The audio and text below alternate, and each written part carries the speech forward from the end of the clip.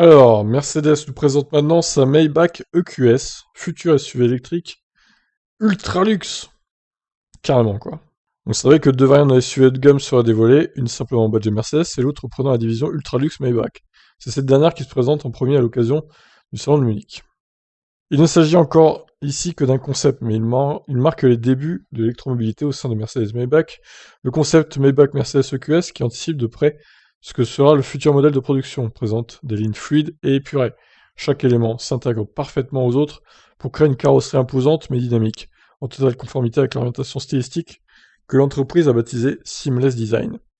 5 mètres de long, c'est peu dire que ce SUV est imposant, plutôt une habitude du côté des modèles budget Maybach, ceci dit. On retrouve des éléments clés comme cette carrosserie bicolore, par exemple, qui présente dans ce cas une carrosserie rouge métallisée et des montants et un toit noir. On retrouve également du chrome, ça et là, notamment sur les pare-chocs, les cadres de fenêtre, le montant central. La calandre est gigantesque et reprend la forme de celle des autres modèles Mercedes de la famille EQ. On notera la nouvelle finition avec des bandes verticales chromées à l'intérieur d'une couverture brillante. Brillante, pardon, pas bruyante.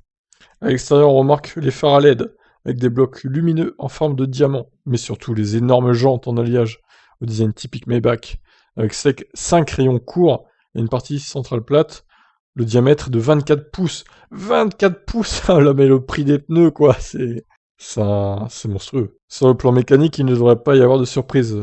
Maybach Mercedes EQS Concept est basé sur la plateforme EVA et adopte les mêmes mécaniques que la EQS qui vient d'arriver sur le marché. Inutile de dire que l'opulence imprègne chaque détail de l'intérieur, le simple fait de monter à bord est une expérience unique compte tenu de la présence de portes équipées d'un mécanisme qui fait sortir les poignées lorsque vous approchez de la voiture, et ouvre en grand la porte du conducteur lorsque vous vous trouvez devant elle. Oh là là, que ces gadgets, que ces gadgets. À l'intérieur, on remarque que les sièges sont proches de ceux d'une classe S de Mercedes-Benz, avec des sièges lounge, assurant un confort maximal à bord. À l'arrière, les deux sièges individuels sont également dotés de repose-jambes et peuvent presque être inclinés intégralement. Dernier petit mot sur l'autonomie de 600 km, elle devrait être garantie par un schéma mécanique à deux moteurs électriques identique à celui de l'EQS 580 informatique, mais ça reste à confirmer. Bon, et ben voilà, hein, magnifique. Ça va coûter combien ça? 300 000 euros? Ouais, je sais pas, peut-être un peu moins de 100 000, allez.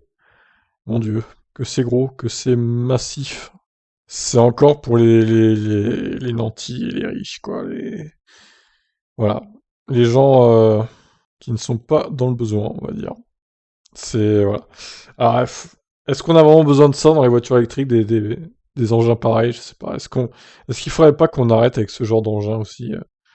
Que l'humanité reste un peu humble et qu'ils arrêtent de produire des véhicules de ce type-là, quoi. Qui puent le luxe, en fait. C'est vraiment trop, là. Bon, je vous laisse réagir. Qu'est-ce que vous en pensez? Ciao.